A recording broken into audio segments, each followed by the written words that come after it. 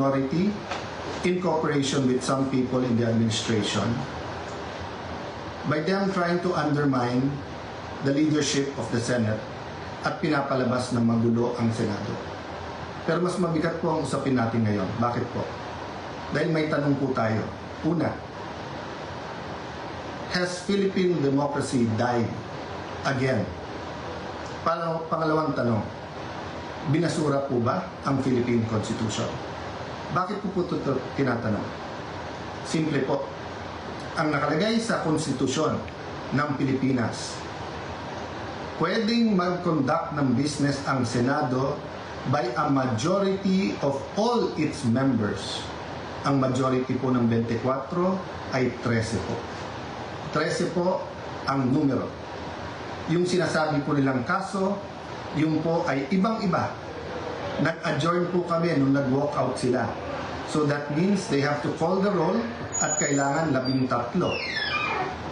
Yung binabanggit nilang kaso po, inahamon ko lahat ng abogado. It is not applicable kasi doon po tuloy-tuloy yung sesyon. Tinigil tapos sinabing may continuing quorum po sila. Tayo po, malinaw na malinaw sa records, ay nag-adjourn last Tuesday at sinabi na tayo ay muling magre-resume ng alas 5 nung Lunes. So, what is the point of going through this?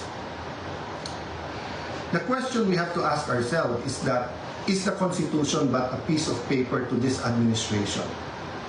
Has the judiciary ceased to function? Wala na bang Senado? Yun na po ba ang pananaw ng ating administrasyon? Ang tingin ba po ng 12 senador ay basta't kakampi mo ang Malacanang ay wala ng batas? Kung titingnan niyo po ang Rule 1 and 2 ng Senado na ayon to sa Philippine Constitution, para i-elect ang Senate President at ang Senate President Pro Tem or Pro Tempore ay kailangan po 13. So paano po nila alisin si Senator Loren Legarda kung 12 lang po sila? At mapapakita po sa inyo na gusto nilang i-control ang premises ng Senado at gusto po nilang hindi mag-hearing ang Blue Ribbon Committee bukas sapagkat ay binasa po nilang rule para magkaroon po ng acting Senate President. Kailan po ba pwede magkaroon ng acting Senate President? Babasahin ko po sa inyong rule. Sabi po, in cases specified in subparagraph C of Section 4 of the rule, the President Pro Tem shall serve as acting President until the Senate shall have elected a new President. Hindi po sila maka-elect ng new President dahil wala po silang 13. Ulitin ko po, pag may 13 po sila, ako pa mag-o-oath sa kanila. Bibilisan ko po na ibibigay sa kanila. Wala po silang 13. So ano yung rule po? The President Pro Tempore shall discharge the powers and duties of the President in the following cases, A, B, C. But she or he shall only become acting President in the case of subsection C, which says, in the event of resignation, hindi po tayo nagre-resign. Removal, hindi po nila ako naalis. Death, buhay pa naman po siguro ako, hindi po AI to. Hindi po AI ang kumakausap sa inyo ngayon, buhay pa ho ako. Absolute incapacity, siguro naman po nakikita nyo, nakakapag-isip po ako, nakakapagsalita po ako. So wala pong ground para magkaroon ng acting president. This is an illegal coup d'etat na may kasamang pagbabasura ng ating konstitusyon. I warned everyone about this from day one. We warned everyone yesterday when we explained the use of the parliamentary tool of not having a quorum. And kaninang tanghali, habang kausap ko po si Senator Marcoleta, I asked everyone, please pray. Kasi at that time, balita po namin na nag-step up sila sa pagsasabing wala na yung kaso nyo, sumama lang kayo or pumunta lang kayo ng session hall. I even got a text yesterday, pumunta lang daw ako or si Senator Loren para nga at least mag-open and close. Nangyayari po minsan yan, that's a longer story. Pero naramdaman ko na po kahapon na baka may isang dumating, so 12 plus 1 equals 13. So 12 pa rin po ngayon ay pang-11 pa rin po. Dahil sa ating konstitusyon, sa ating rules of the Senate, kailangan pong 13. Hindi po kami nagpipilit sa kapangyarihan. I can go as Senate President, even as Senator anytime. Hindi po ba ako lang ang katangi-tangi sa mga matataas na opisyal na nung nangyari yung flood control scam ay nagsabi, ba't hindi na lang tayo lahat mag-resign? Bakit po ngayon, after asking me to resign yesterday, illegal po. Actually po, hindi nila ako tinanggal. Naglagay ng acting. Senator Win, Lucian, ingat kayo dyan. You're playing around with fire. This is not just about the Senate. This is about the Philippine Constitution. Mga kababayan, sabi nila, ginawa nila to kasi naipit ang trabaho. Wala naman po silang ginawa ngayon. Kung hindi baguhin ang mga committee para walang blue ribbon committee hearing bukas, para hindi maimbitahan ang 18 Marines.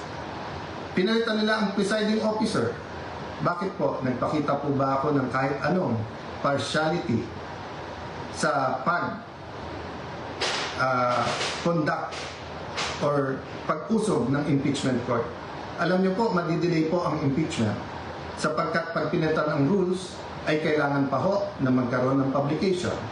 So pati po ang ating mga arrangement ngayon magbabago. Bukod pa ho doon, pwede mag-motion for reconsideration kung legal. Ang problema, illegal po ang sesyon kanina. So this is their answer to the crisis they made.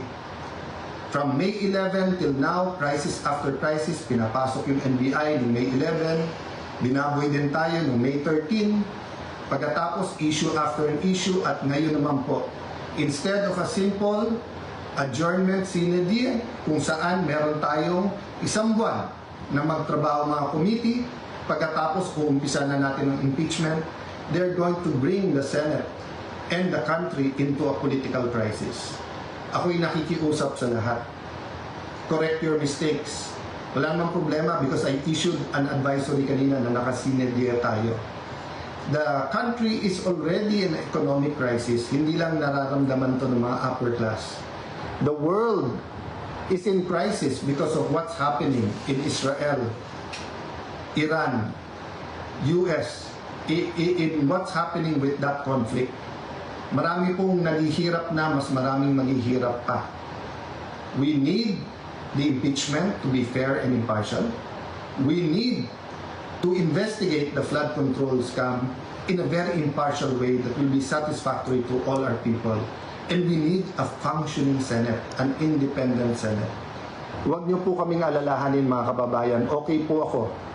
They can try to remove me, they can kill me, but they will not kill the idea of a democratic Philippines led not by men, but by laws, led by the Philippine Constitution.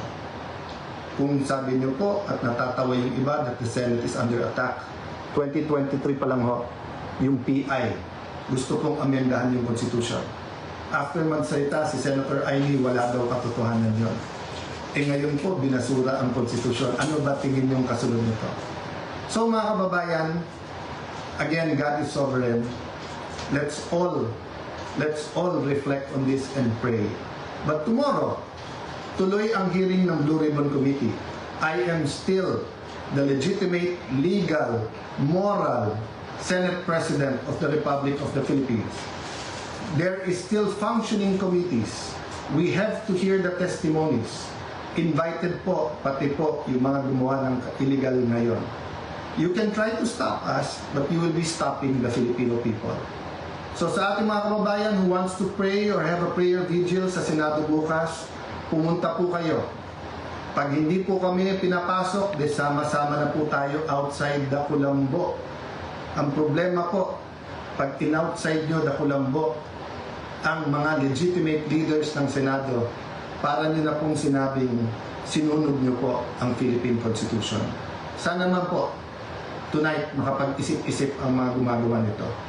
Again, sincerely po, we pray for all of our leaders and we tell everyone here, let's pray for our country and may God bless the Philippines.